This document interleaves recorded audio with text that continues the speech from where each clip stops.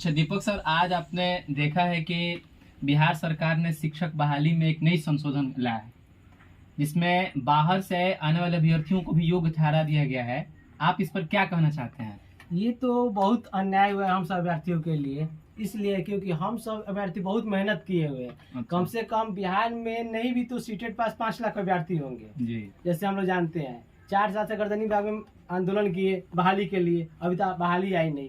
बहाली भी आई तो त्रुटिविट निवाली बनी, जो निवाली सबको ये खुश नहीं कर सकता है। बहुत सारे उसमें दिक्कत है, प्रॉब्लम है। लेकिन अभी जो सरकार जो बोल रही है कि बिहार में योग टीचर नहीं है, अगर योग टीचर नहीं है तो आप ही बताइए मैट्रिक में इंटर में हाईएस्ट रिजल्ट कैसे आता है? हाँ, ये भी बात है। पिछले कुछ सालों से अगर देखा जाए बिहार के अंदर जो मैट्रिक और इंटर का रिजल्ट आ रहा है, बहुत सारे अभ्यर्थियों का रिजल्ट 90 प्लस 80 प्लस मार्क्स आ रहा है। तो ये कौन ऐसे विद्यार्थी हैं जिनका रिजल्ट इतना हाई क्वालिटी का या इतना ऊंचा जा रहा है? ये सारे के सारे बिहार से ही पढ़ करके विद्यार्थी निकल रहे हैं। फिर भी सरकार कह रही है कि नहीं, हमारे यहाँ योग्य शिक्षक नहीं मिल पाते हैं, हमारे यहाँ इतनी सीटें खाली हो जाती है। सरकार की इस मंशा पर आपका क्या कहना है? सरकार की मंशा कहने का सरकार बहाली कराने के मूड में नहीं है। वो चाह रहे हैं कि हम पीएम बने। पीएम बनने के लिए वो बाहर के भी अन्य राज्यों की मौका दे रही है। ठीक है, आप दे रहे हैं, उसका भी कोई नियम होना चाहिए। 5% दीजिए, 10% दीजिए। आप जनरल, हम लोगों को 3 चांस दे रही है सरकार, बोलेगा 3 चांस में आपको पास कीजिएगा यूपीएससी तो आप टीचर बनिएगा। लेकिन उन लोगों का कितना चांस है? अनलिमिटेड है। ये तो सही से गलत है हुआ। अभी बताइए सर। एक और बात है सर, जैसे कि हमारे बिहार के अंदर हर साल बीपीएससी परीक्षा लेती है, जिसके अंदर कई सारे अधिकारी जो है उच्च पदों पर काबिज हैं। इसके अलावा आईएएस की जो बहाली होती है, आईपीएस की तैयारी होती है, उसमें खास तौर पर बिहार के क्षेत्र से सबसे ज्यादा अभ्यर्थी जो होते हैं प्रथम पद हासिल करते हैं। तो सरकार आखिर बताना क्या चाहती है कि हमारे यहाँ योग्य शिक्षक नहीं है या योग्य अभ्यर्थी नहीं है? इससे साफ जाहिर होता है कि सरकार पूरी तरीके से बहाली देने के मूड में तो है ही नहीं।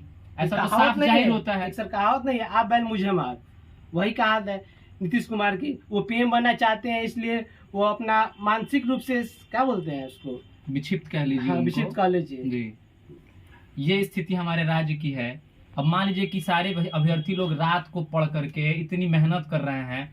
हमारे बिहार, हम लोगों ने आशा रखा था कि चलिए कि इतना संशोधन होने के बावजूद भी हम लोगों को एक आशा था हम सब लोगों के लिए कि खैर बिहार के अभ्यर्थियों के साथ हमारी लड़ाई होनी है।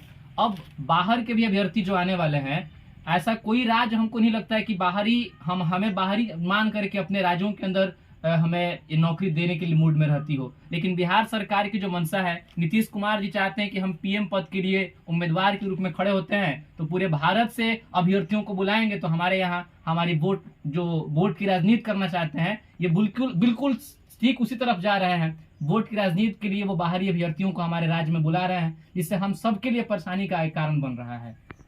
ये बात तो सही। बात यहाँ है कि बिहार जो है और बिहार यूपी की बात अगर की जाए, चलिए बिहार की बात यहाँ पे हम कर रहे हैं, तो बिहार को यहाँ के नेताओं ने शुरू से मजदूर का गढ़ बना दिया है और इसको चाहते हैं कि हमेशा और हमेशा ये जो रहे तो मजदूर का ही गढ़ रहे। ठीक है, जो कि यह जो नेता जो है 9th क्लास का जो नेता है, 9th क्लास तक पढ़ा हुआ है और उसको यहाँ के लोगों ने वोट देकर उप मुख्यमंत्री तक पद दे दिया जा रहा है।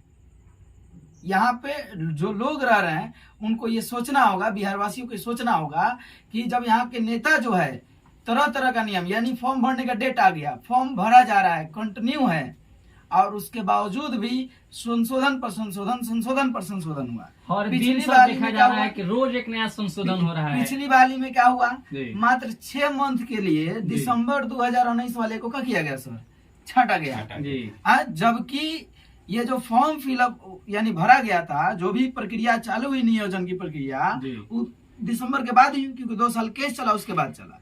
तो क्या उस समय क्या था ना, दरअसल ये बात है कि उस समय वोट नजदीक नहीं था, है कि नहीं? अब वोट नजदीक है, नीतीश बाबू को क्या बनना है, प्रधानमंत्री बनना है। याद रखिए नीतीश जी, आप तो प्रधानमंत्री की बात छोड़िए, अगले मुख्यमंत्री भी नहीं बन पाइएगा। हमारे पंचायत में आ जाएंगे तो मुखिया से भी नहीं बनेंगे। सही बात है। मुखिया के लिए भी मुखिया का अगर दम है तो आके हमारे पंचायत से लड़ के देखे, अगर 5 को वोट मिल जाएगा तो कहेंगे कि नियोजित शिक्षक कुछ बोला है। जी, ये बात तो है सर। अच्छा, अचानक यह बिल मतलब को पारित कर देना, संशोधन कर देना, क्या यह सही है? बिल्कुल सही नहीं है। सारे लोग अब पूरी तरीके से तैयारी में आप थे। कहते हैं कि बिहार में योग्य शिक्षक नहीं मिल है। रहे हैं। आज यूपीएससी बीपीएससी में जो टॉप करने वाली लड़कियां हैं, कहाँ से हैं? बिहार की बिहार रहने की वाली हैं। हैं।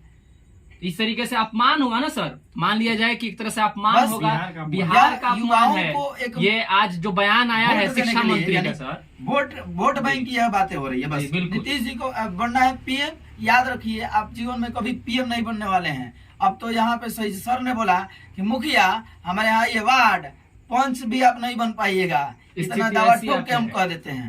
जी। और जब आप जो है शुरू में ये बताइए, जो व्यक्ति स्टेट पास कर लिया और उस पर प्रावधान था कि क्या करना है, डायरेक्ट बहाली करना है, आप उससे 2 एग्जाम और दिलवा रहे हैं। जी। मेरिट बनाकर भी नहीं। मेरिट बनाकर भी आपने क्या किया, नहीं दिया। यह सरासर क्या है, नाइंसाफी है। और आपका यह जो दिखा रहा है ना, यह मंसूबा है कि हम इस नियोजन प्रक्रिया को चलाकर अपना रोटी सेक ले और क्या करें, वोट बैंक बना ले और पीएम बन जाने वाले भविष्य में नहीं होने वाला है। जितने बिहार सारे की जनता युवा हैं जागरूक हो सर, रही है। जितने सारे और युवा याद हैं रखिए, अपने यहाँ बिहार पे के, 9वीं 10वीं और ये जो प्रोफेसर जी हैं, वो टपर टपर कुछ कुछ बोलते रहते हैं, है ना।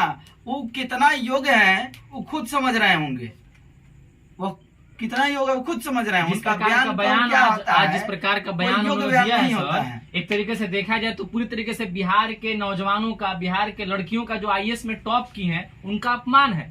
एक तरह से देखा जाए तो उनका कहना है कि बिहार के अंदर योग्य शिक्षक नहीं है, बिहार योग्य की शिक्षक शिक्षा नहीं मिल व्यवस्था रहे हैं। सुधारा नहीं जा रहा है। यहाँ पे स्कूलें ऐसी हैं जहाँ पे बाउंड्री नहीं है, स्कूलें ऐसे जहाँ पे बेंच नहीं है। और यह पहले चले हैं योग्य शिक्षक को खोजने पूरे देश से। पहले अपने हमारा जो बिहार है, बिहार में कमी नहीं है, बस आपको रोटी सेकना है। किस चीज का? राजनीति का। बनिए, देखते हैं कैसे बनते हैं। हम ही लोग रोकेंगे, युवा हैं और यही युवा आपको नहीं बनने देगा। और तेजस्वी जी आइए अगले बार हमारे क्षेत्र में, उसके बाद हम आपको खुद मिलेंगे, वहीं पे मिलेंगे हम लोग सब।